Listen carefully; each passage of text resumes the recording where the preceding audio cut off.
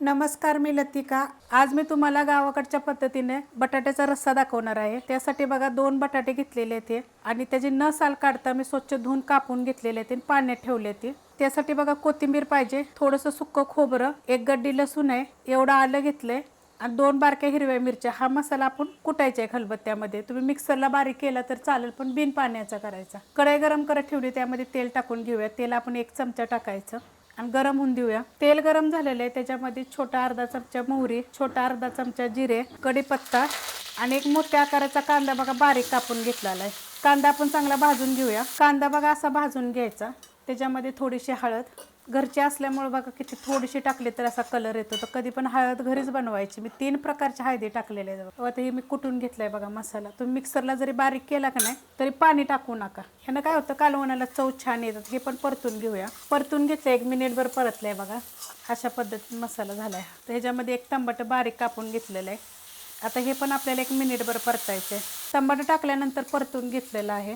त्याच्यामध्ये 1 चमचा बघा कांदा लसूण मसाला, तुम्ही तुमच्या तिखटाप्रमाणे टाका। आता हे पण आपण थोडं परतून घेऊया। परतून घेतलेलं आहे। ह्याच्यामध्ये चवीनुसार मीठ मिक्स करूया। मिक्स करून घेतलेलं आहे। आता ह्याच्यामध्ये आपल्याला शेंगदाण्याचं कूट टाकायचं आहे। 4 चमचे शेंगदाण्याचं कूट आहे बघा। चांगले शेंगदाणे भाजून कुटून घेतलेले आहेत। जास्त बारीक कुटलेले नाही, ते थोडे साधारणसे असे बघा मोठे आहेत, म्हणजे कालवणाला चव छान येते। 1 चमचा गरम मसाला पावडर। आता हे थोडंसं हलकंसं परतून घेऊया। गॅस आपला मीडियम आहे। परतून घेतलं तर ह्याच्यामध्ये बटाटा टाकून घ्यायचा बघा। बटाट्याच्या पुढे तुमच्या आवडीप्रमाणे करा, लहान मोठ्या केल्या तरी चालते ती। आणि जर तुम्हाला साल नको असेल तर काढली तरी चालेल, पण असं जर केलं ना तर लई छान लागतं। ह्याच्यात परतून घ्यायचं पहिलं चांगला मसाल्यामध्ये। मिनिटभर बघा परतून घेतले।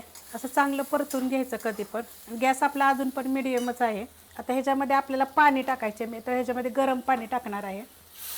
आता तुम्हाला किती रस्सा पाहिजे त्याप्रमाणे पाणी टाकायचं, कारण आपल्याला बटाटे पण शिजवायचे आहेत। आता हे पहिलं हलवून घेऊया आपण। मिक्स करून घेतलेलं आहे, त्यात आपल्याला अजून थोडं पाणी टाकायचं, म्हणजे बटाटे पण शिजतील। रेसिपी बघितली की लाईक आणि कमेंट करा बरं का। तुम्हाला कसं वाटलं, जे बटाट्याचा रस्सा दाखवलाय तो कसा वाटला। तर हे 1 टोप पाणी टाकलेलं आहे आणि गरम पाणी टाकलेलं आहे। तुम्ही जर टोपात बनवत असलं तर टोपावर जरी थोडंसं पाणी गरम करून ठेवलं ना आणि ते जरी वतलं तरी छान लागते भाजी बरं का। तसे सुद्धा तसं पण करून बघा तुम्ही। आता गॅस मी बारीक करते आणि बारीक गॅसवर ही बटाट्याचा रस्सा आपला शिजून देऊया। बारीक गॅसवर बघा ठेवलं होतं बटाट्याचा रस्सा, बघा किती मस्त असा झालेला आहे। अशा पद्धतीत होतं आणि बटाटा पण शिजलेला आहे, हे बघा।